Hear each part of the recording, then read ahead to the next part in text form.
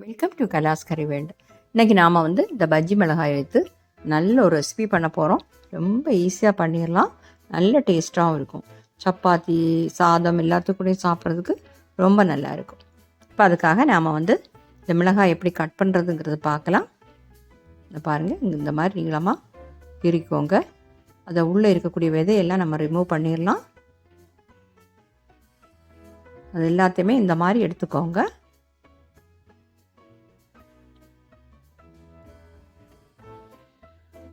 எடுத்துட்டு இதை பொடி பொடியாக நம்ம கட் பண்ணணும். இந்த மாதிரி உள்ள விதையை மாற்றிட்டு பொடி பொடியாக கட் பண்ணிடலாம். நான் ஒரு 6 மிளகாய் எடுத்துருக்கிறேன். இப்போ பாருங்கள், அந்த 6 மிளகாய் நான் இந்த பொடியாக கட் பண்ணியிருக்கிறேன். ஒரு பெரிய வெங்காயத்தை இந்த மாதிரி பொடி பொடியாக கட் பண்ணியிருக்கிறேன். சின்ன வெங்காயம்னா நீங்கள் 2 எடுத்துக்கோங்க. இனி நாம் ஒரு கடாய் சுடு பண்ண வைக்கலாம். 2 டேபிள் ஸ்பூன் எண்ணெய் சேர்த்துக்கலாம்.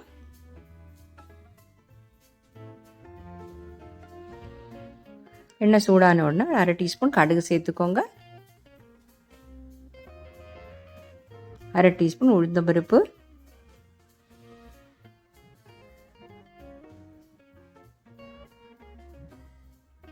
உளுந்தம்பருப்பு கொஞ்சம் செவக்கட்டும். ஃப்ளேம் கம்மி பண்ணி வச்சுக்கோங்க.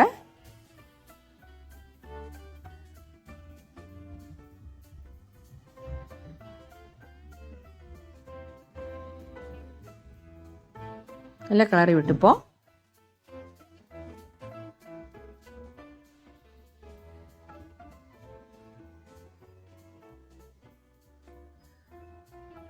பாருங்க, இனி நம்ம இதில் கொஞ்சம் கருவேப்பிலை சேர்க்கலாம்.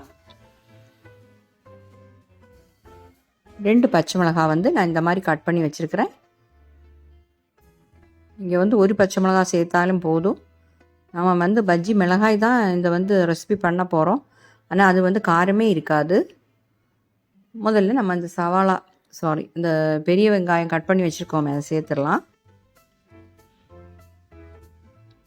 சேர்த்து வதக்கிக்கோங்க.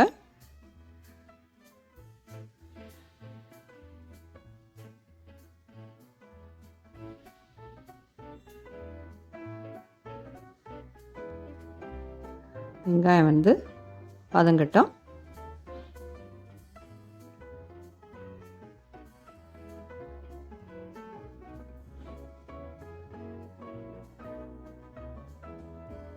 ஓரளவுக்கு வதங்கிடுச்சு. இதில் இனி நாம் பஜ்ஜி மிளகாய் சேர்த்துடலாம். அதையும் சேர்த்து வதக்கிக்கோங்க. நல்லா கிளறி விட்டுடலாம்.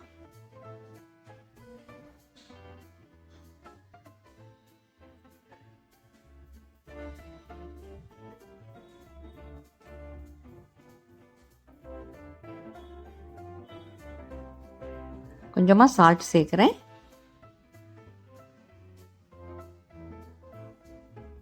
சீக்கிரமாக பண்ணிடலாம். இது மிளகாயும் அந்த வெங்காயம் வதங்கினா போதும். இப்போ மீடியம் ஃப்ளேமில் வச்சுக்கோங்க. வச்சுட்டு இதை மூடி போட்டு ஒரு 5 நிமிஷமாவது வேக வைக்கணும். 5 நிமிஷம் ஆகும் இது வேகிறதுக்கு. தண்ணியெல்லாம் எதுவும் சேர்க்க வேண்டாம்.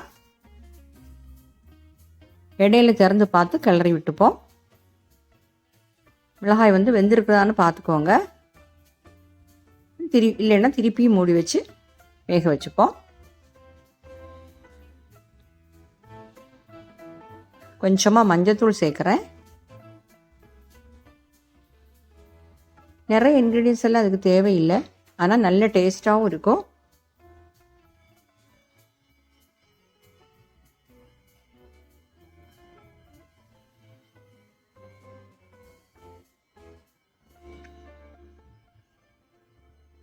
மிளகாய் வெந்துருச்சான்னு செக் பண்ணிக்கோங்க. சால்ட்டும் செக் பண்ணிக்கோங்க. சால்ட் கொஞ்சமாக சேர்த்துக்கலாம்.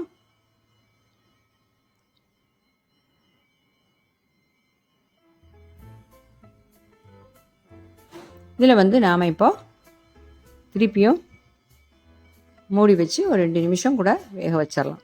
டோட்டல் ஒரு 5 நிமிஷம் வேணும் வேகிறதுக்கு. இப்போ பாருங்கள், நல்லா வெந்துடுச்சு.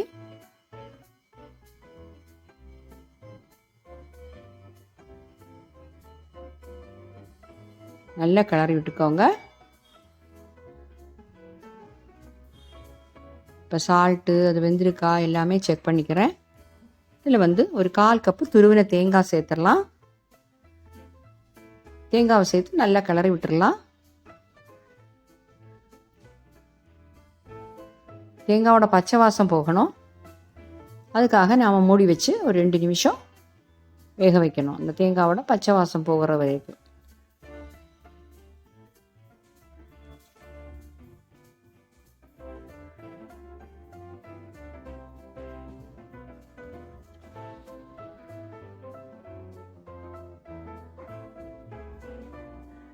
கிளறி விட்டு மூடி வச்சுப்போம்.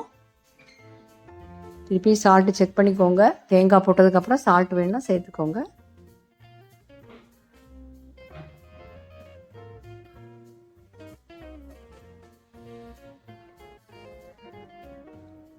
நான் ஒரு 2 பிஞ்சு சால்ட்டு கூட சேர்த்துக்கிறேன். சால்ட்டு வந்து எல்லா இடமும் படும்படியாக கிளறிக்கோங்க. ஏன்னா அங்கங்கே சால்ட்டாக இருக்கும்.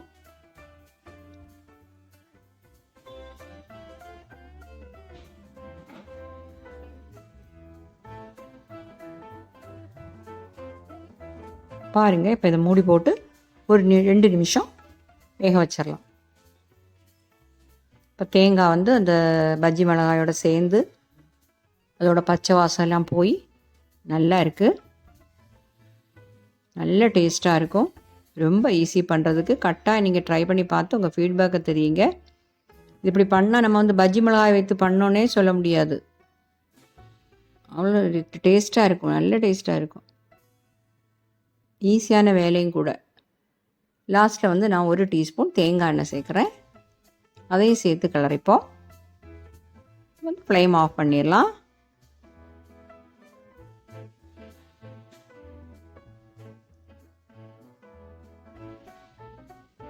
ஃப்ளேம் ஆஃப் பண்ணிவிட்டு நம்ம வந்து இது ஒரு டிஷ்ஷுக்கு மாற்றிடலாம். பாருங்கள், நம்ம அருமையான பஜ்ஜி மிளகாய் பொரியல், இங்கே வந்து கேரளாவில் தோரன்னு சொல்லுவோம், ரெடி ஆகிடுச்சு. Okay, thank you.